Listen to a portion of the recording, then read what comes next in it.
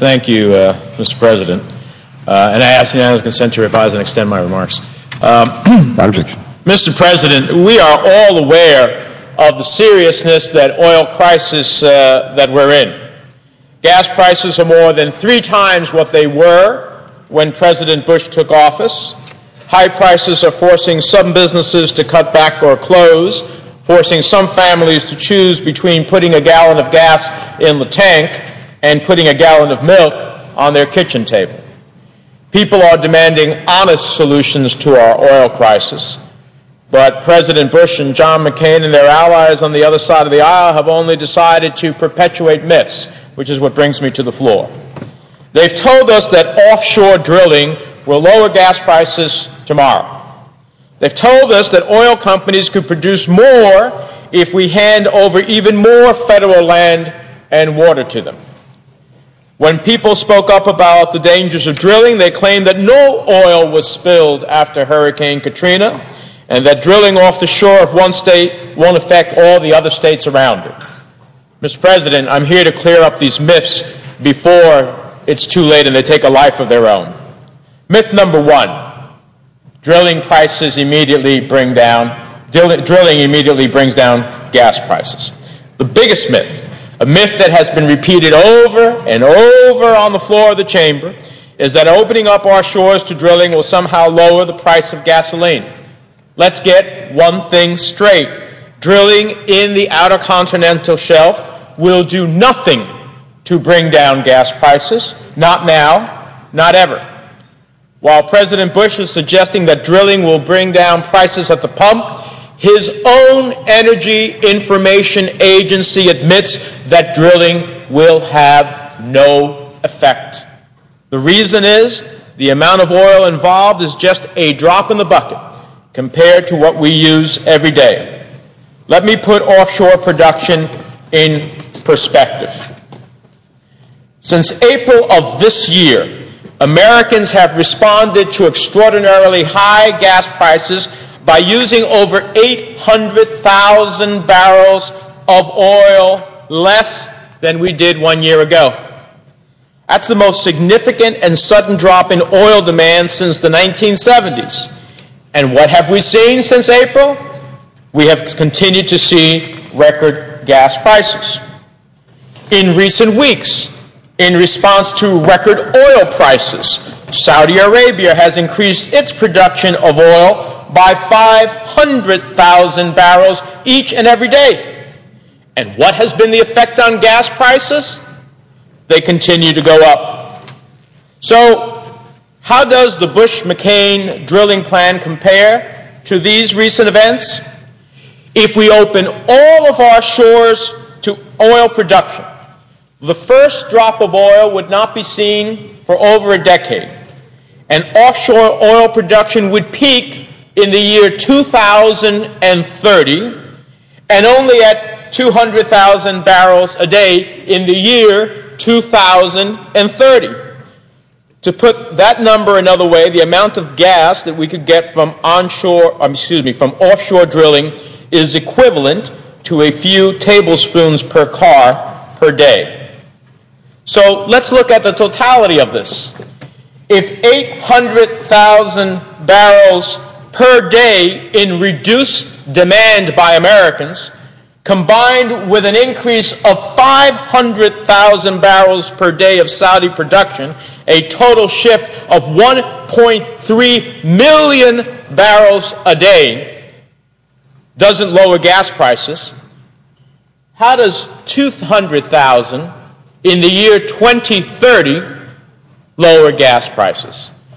If we've seen a shift of both reduction in demand and increase in that demand by 1.3 million barrels a day, and the price still goes up, how is it that 200,000 barrels in the year 2030 is going to do anything? It's a myth.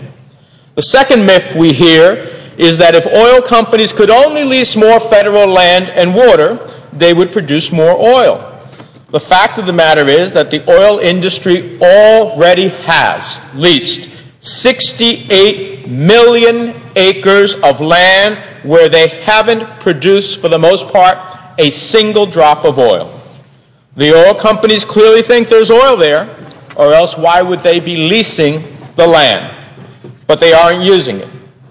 And this is an example of where all of that oil is located in our country. You know, I know that our Republican colleagues have these little sayings they're going around with patches on their lapels saying, find more, use less. Well, this is what they should be telling the oil company, find more, use less. In fact, they're not even pursuing that which they already have access to. Just to get an idea of the scale involved, here's a map showing how much territory the oil companies control in the Gulf of Mexico. And the red parts of the map represent unused acres. It is a huge portion of the Gulf region going completely undeveloped that they already have leases and access to. And here's an even more impressive map. The map of how much of the western United States oil companies control. The black portions show where companies are exploring, and again, the red is where they are in. And as you can see, the red far exceeds the black portions of the map. These oil companies control an enormous amount of land. When you add it all up, it's an area more than 12 times the size of my home state of New Jersey. So why are oil companies asking us to hand over more land when they have so much land already unused? It seems to me there's only one explanation. Oil companies aren't actually in a rush to drill in those areas, but they are in a rush to control as much federal land as possible before their friends in the White House leave. Let's talk about myth number 3. In order to convince us to let this plan go through, Big Oil and their supporters want us to believe a third myth, that offshore drilling presents no threat to our environment and to the economies of those states, like my home state of New Jersey, where tourism is the second multi-billion-dollar part of our economy. Many of my colleagues from the Republican side of the aisle, including Senator McConnell and Senator McCain, have repeatedly denied that oil spills could happen. And they have denied repeatedly that Hurricanes Katrina and Rita caused any oil to spill. The picture that I have here was taken not by me, but by the United States Coast Guard. It shows what really happened after the hurricanes. A massive oil spill that here was set on fire to assist in the cleanup effort. Now, I don't know what my colleagues on the other side of the aisle would consider significant spillage, but I know if I saw this scene on the New Jersey shore, I'd consider it a disaster. In 2005, Hurricanes Katrina and Rita caused devastation on a massive scale. The Environmental Protection Agency, the United States Minerals Management Service, the National Oceanic and Atmospheric Administration, and the Coast Guard all agreed that the storms caused 700,000 gallons of oil to spill into the Gulf of Mexico and over 7 million gallons of oil to leak onshore from the infrastructure that supports offshore drilling. When oil spills in those quantities take place, it isn't isolated to a small area. There are some who suggest, well, certain states may want to, other states may not want to drill off their coasts. But the devastation spreads far and wide. When the Exxon Valdez ran aground in Alaska, the spill was 600 miles wide. When the Ixtoc-1 spill in the Gulf of Mexico happened, it traveled 600 miles. That's why the decision to drill can't be left up to a single state, because the state's actions affect all the other states in its proximity. An oil spill off the coast of Virginia could wash up as far as Maine. It could devastate the coastline from South Carolina to New York. In my home state of New Jersey, the shore generates tens of billions of dollars in revenues each year and supports about 500,000 jobs. New Jersey families and businesses can't afford the risk of a disaster on the scale of the Exxon Valdez crash or the spills after Hurricane Katrina and Rita, with sticky crude washing up on our beaches, killing our wildlife, collapsing property values, and destroying our economy in the process. let's be honest. If there's drilling off our shore, it isn't a guarantee that there would be a major spill. These facts already show that to be quite the contrary. But disasters have happened before, and they'll happen again. The question is the risk of a significant disaster worth the insignificant amount of oil that might come with the drilling? And that answer is clearly no. Now, my colleagues on the other side of the aisle who say, drill more and ultimately conserve some. I believe what our plan needs to do is to act more and talk less, but with something that really does something about gas prices. If we're going to bring down gas prices, we need a better plan. First, we can't wait until the year 2030 to get the type of relief we're looking for in terms of offshore drilling. We need to lower gas prices now. The last time we opened up Lease 181 in the Gulf of Mexico, huge amounts. Ultimately, what happened? That was only a year and a half, 2 years ago. Did prices go down after we opened up that whole section of the Gulf? No, they went up. They went up. We can't wait. The supply and demand equation for oil is basically the same as it was a year ago. That's what testimony before the Congress tells us by even the oil executives. But the price has skyrocketed. What we need to do is to check the unchecked speculation on the oil trading markets that has driven oil prices higher.